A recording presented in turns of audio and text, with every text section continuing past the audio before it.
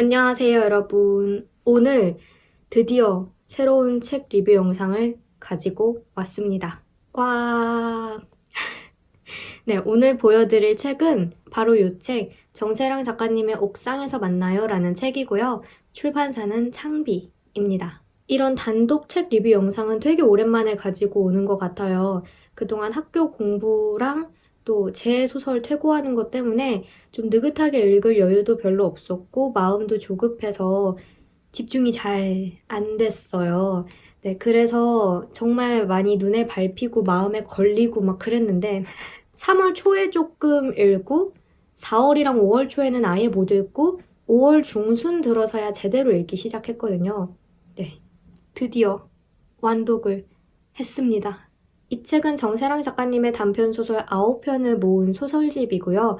각 단편들에 대해서 아주 짤막하게만 소개를 하자면 웨딩드레스 44라는 단편은 같은 웨딩드레스를 입은 각기 다른 여성들의 44가지 에피소드를 옴니버스 형식처럼 풀어낸 단편이고요. 효진이라는 단편은 남보다도 못한 아버지를 비롯해서 자신을 구속하는 어떤 굴레에서 벗어나고자 하는 효진이라는 인물의 전화통화를 그대로 옮겨놓은 그런 단편입니다. 알다시피 은열은 조선시대 기록에 나오는 은열이라는 인물에 매료된 정효와 그녀가 속한 알다시피라는 이름의 밴드에 관한 이야기이고요. 표제작인 옥상에서 만나요 라는 단편은 규중조녀비서라는 수수께끼의 책에 쓰인 주문을 사용해서 자신의 천상배필 남편을 소환해내는 한 여성의 이야기예요.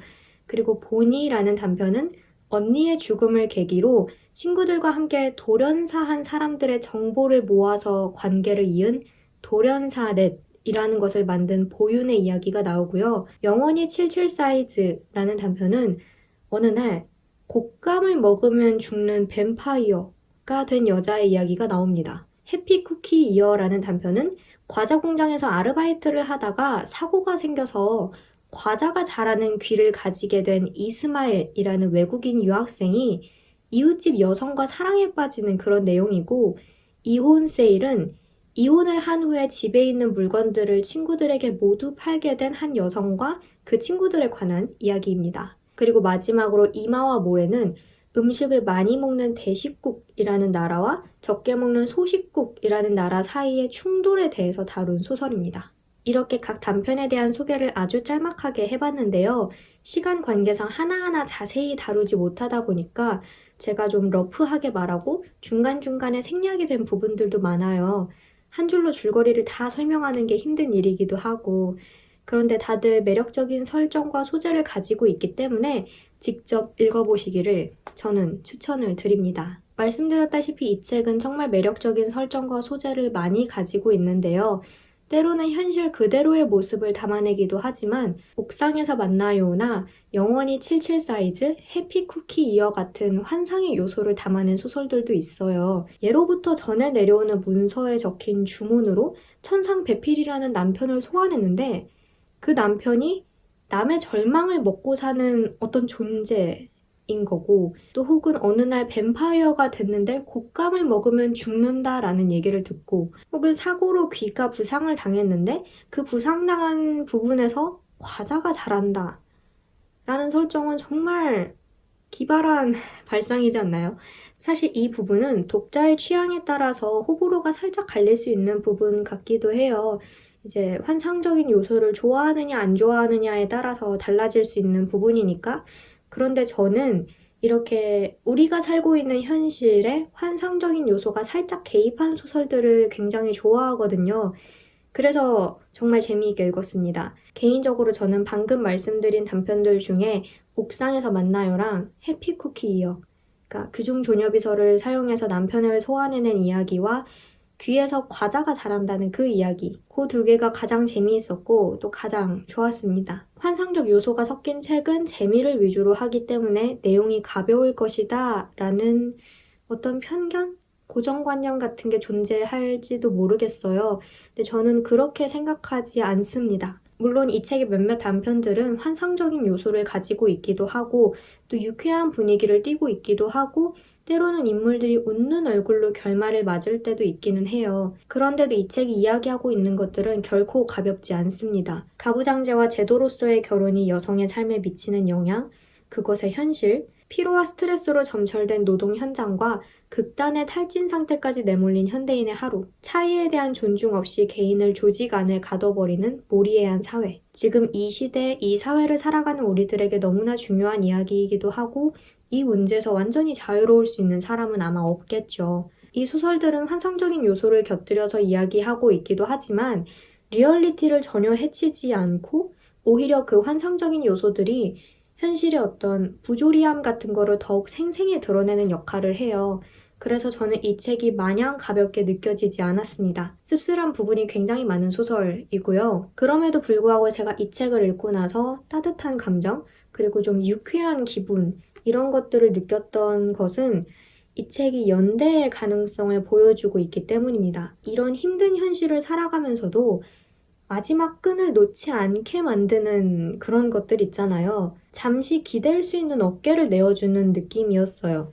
잠시 그 어깨에 기대어서 울고, 쉬고, 또 좀 숨을 고른 다음에 다시 걸을 수 있게 하는 그런 힘을 주는 소설이라고 해야 될까요? 이 소설은 그렇게 지쳐있을 때 좀 쉴 수 있게 해주고, 토닥여주고, 다시 일어설 수 있게 손을 내밀어 주는데 그 모습에서 희망을 발견하게 됩니다. 이 세상에 나 혼자 왜 떨어져 있는 게 아니고 이 연대를 통해서 세상이 좀 더 나은 방향으로 나아갈 수 있을지도 모르겠다라는 희망. 네, 이 책을 의인화해서 표현을 해볼게요. 힘들 때 전화해서 위로를 받을 수 있는 언니라고 저는 표현을 해보고 싶은데 사실 힘들 때 언제든지 전화해 라고 말을 하는 거랑 실제로 힘들 때 전화할 수 있는 사람이 되는 거랑은 정말 많이 다르잖아요.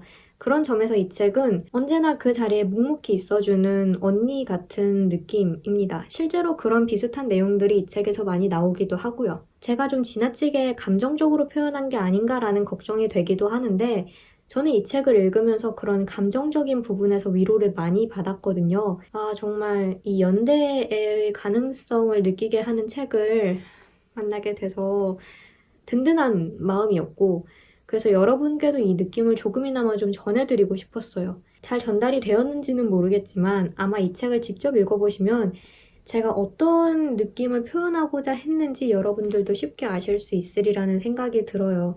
그만큼 저는 이 책이 참 좋았습니다.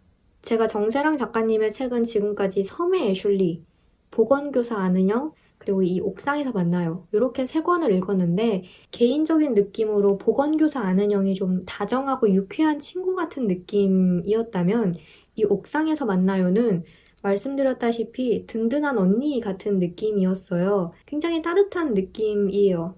그러니까 씁쓸한 현실을 담고 있는데 이 책을 다 읽고 나서 책장을 딱 덮고 느끼는 거는 그런 따뜻함, 든든함, 그리고 유쾌함 이런 것들인데 저는 작가님을 모르잖아요. 그리고 작가님도 저를 모르시고 근데 뭔가 이런 책이라는 매개체를 통해서 우리가 다 이어져 있다라는 생각이 들어서 그것도 참 가슴 벅차는 일이고 뒤에 작가의 말에 그런 비슷한 말이 쓰여 있어요. 오래 읽어주신 독자분들께도 언제나 이어져 있는 느낌이라고 꼭 말하고 싶었다.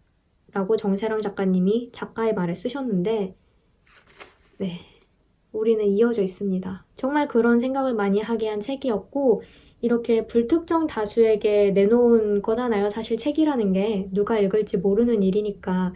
그런데 책을 통해서 소설을 통해서 작가와 어떤 그런 아주 개인적인 만남을 하는 느낌이라서 저는 좋았습니다. 이 책 정말 좋았고요. 작가님의 책이라면 이제 믿고 읽게 된 것 같고 말씀드렸던 섬의 애슐리랑 보건교사 아는영도 저는 정말 재미있게 읽었거든요. 그리고 이 책도 이제 리스트에 추가를 해도 될 것 같습니다.